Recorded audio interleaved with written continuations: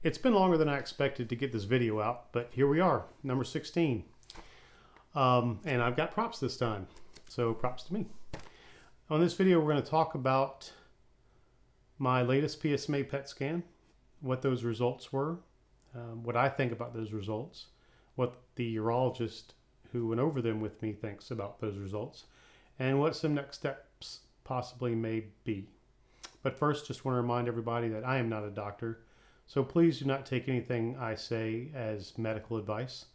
And secondly, we're going to be talking about prostate cancer, which I have. Specifically, I have stage 4, if you're into that. It's also known as de novo metastatic castration-sensitive prostate cancer. So that is a mouthful, but let's jump into it. So for those of you who don't remember what a PSMA PET scan is, it is a PET scan where they inject a radioactive isotope that goes throughout the body, obviously, and it specifically seeks out the PSMA, or the prostate-specific antigen cancer cells. And then when you look at the pictures of them, they light up. People say, you know, light up like a Christmas tree, and you kind of see what they are. This scan is thought to be highly accurate in finding all of the cancer, or prostate cancer, just prostate cancer. It's not going to find something like you know, liver cancer or something, unless the prostate cancer is spread to the liver. But it's thought to be very accurate in finding all of the prostate cancer in the body. And so it's kind of like the gold standard for your scans. So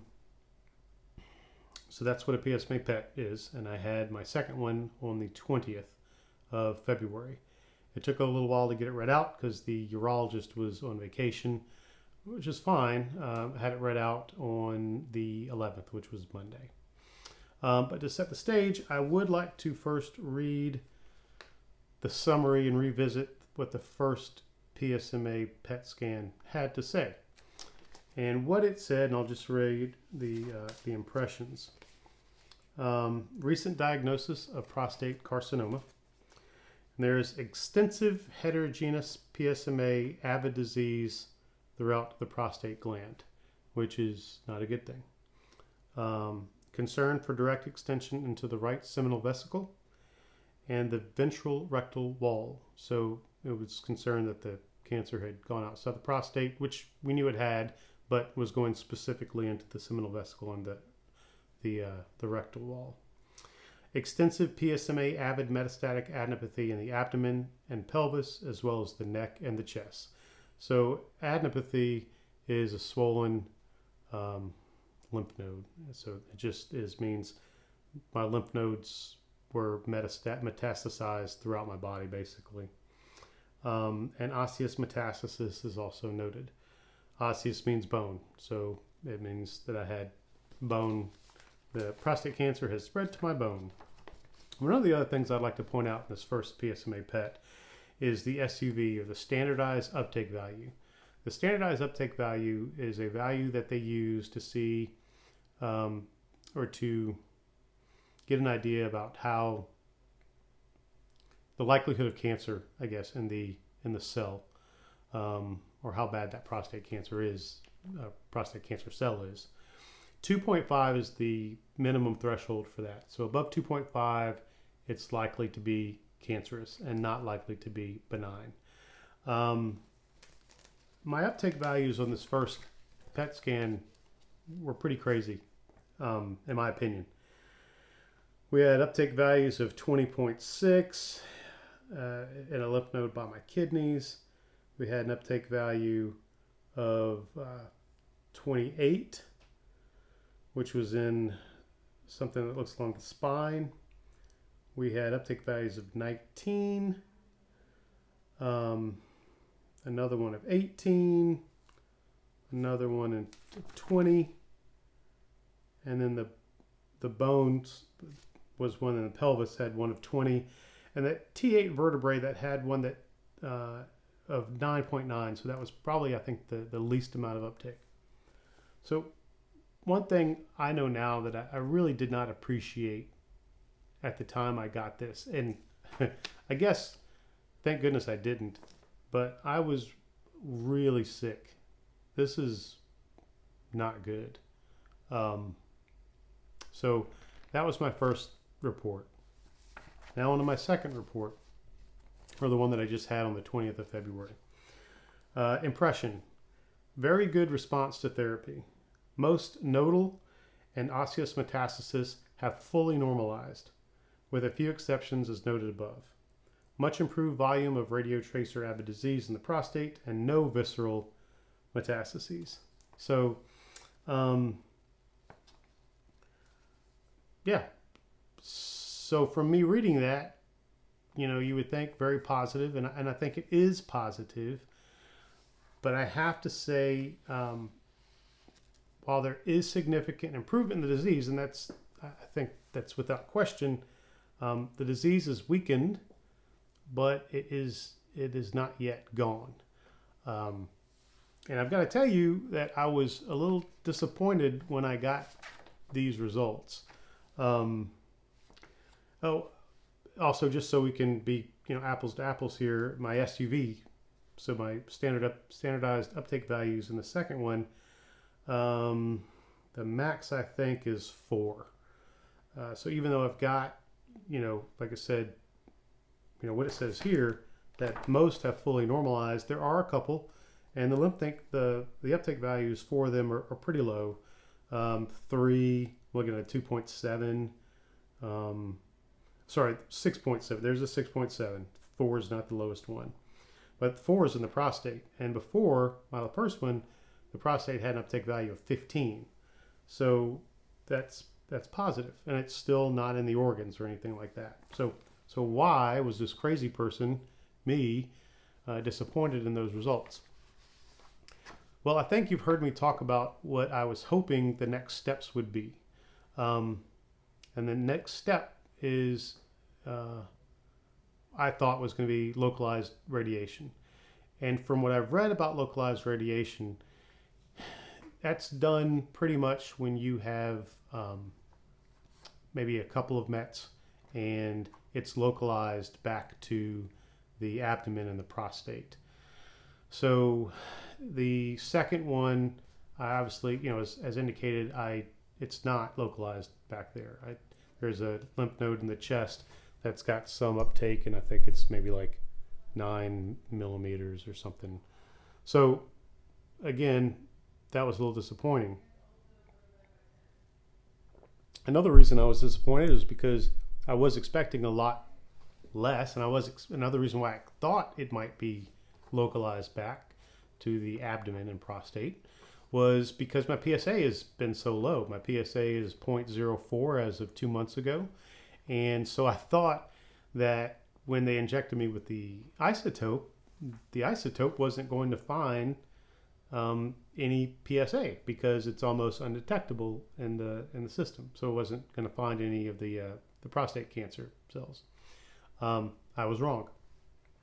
And then, of course, the third reason was the CT scans that I had taken, I thought had shown that I was clear in the chest and that it had gone. But of course, a CT scan is a poor thing to judge that upon, since the CT scan is anything but clear, even with contrast. So that's why I was disappointed. And like I said, this is all building toward what's next. And I thought that what's next might be the radiation. But again, I think that I'm not a candidate based off of what I read, but I'm not a doctor.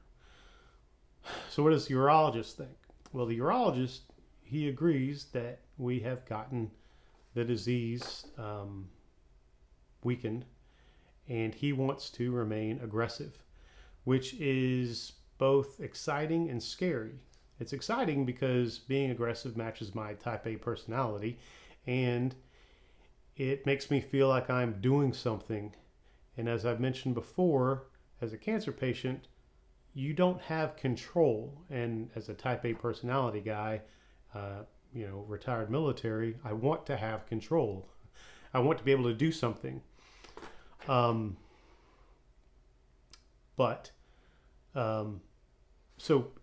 this gives me a sense of doing something, is being aggressive and doing something else. Doing something about the disease by doing another treatment. It's scary because a lot of prostate cancer treatments are like arrows in a quiver. You shoot it, and that's your one shot. You don't get a chance to try it again. So if the disease comes ravaging back, whereas that may have been an option that might have been effective at that point, if I do it now, I don't get to do it again. And it's not with all the treatments for prostate cancer. It is not with all the treatments in prostate cancer, but it is with some of them. So, so what does aggressive look like? The doctor, the urologist, would like me to go and see the radiological oncologist that I've been seeing and have him give me his impressions of the scan. So he called the radiological oncologist, and I have an appointment with him tomorrow to get that readout. So there will obviously be another video in a shorter time frame than it was between this one and the last one. So we'll see what happens. In the meantime, I also wanted to kind of let everyone know how I'm doing. I think there's been some positive and some negative as far as that goes. First, the positive. Each day that I get away from the last chemo session I have, I feel like I'm getting more energy back. And I've had comments from others to that effect as well. I feel like I've got more energy, as much energy as you can have on androgen deprivation therapy. But, you know, again, I have more energy. I've been exercising more vigorously, doing the weight training, and I've been exercising more often. I've been able to get back into yoga, and I've been able to get back into stretching since my port has been removed. The port is not completely healed, or the scar, but it is healing. So that's the positive. The negative, well, let me see, because I wrote some notes down so I wouldn't forget. Oh yeah. The chemo and the ADT have completely ravaged my body. I've got no muscle mass to speak of. I mean, anytime I think that I've got muscle, I'll press, and it's kind of like the old Pillsbury Doughboy commercials. You know, my nails from the chemo, they look like Emperor Palpatine's nails, as does my general complexion still. You know, and where my muscles once were are just fleshy bags of shame, basically. It also takes me way longer to heal. As an example, I was doing sit-ups about 2 weeks ago, and I pulled something in my back, and it still hasn't healed. It wasn't a bad pull, but it is really uncomfortable. And so it's kind of limited me to just, you know, riding the bike and running and doing some stretching. And it just hasn't healed. So, you know, that's kind of how I'm doing. Oh, another weird thing with the chemo is how the hair grows back. You know, my legs are still, my legs still look like an old mangy dog from down the street. And, you know, I don't know if my eyebrows will ever grow back. I sure as heck hope they do. The other weird thing is the hair growth on my face. I now have to shave about every 3 days instead of every week, but I only have to shave one side of my face. The hair on my head, you know, from about midline to the side, and then, you know, here, that grows in pretty full and it grows in pretty quick, whereas nothing is really growing on this side of the face. And I haven't really read anything to kind of tell me that. Now, the port was on this side, so maybe that has something to do with it, that the chemo that my old oncologist said wasn't poison, you know, damaged that side more than the other. I don't know. Enough negativity. One thing to remember with this, and that, you know, my wife has been grateful enough to be patient with me, but also to remind me that this is a marathon and it is not a sprint. So again, marathon, not a sprint, and be patient. Outside of that, go get your PSA checked if you're a guy. Or if you know a guy that's over 30, have him get his PSA checked. It's simple. It's a blood test. And that's it. Get a baseline. Know where you are. Please. Don't be like me.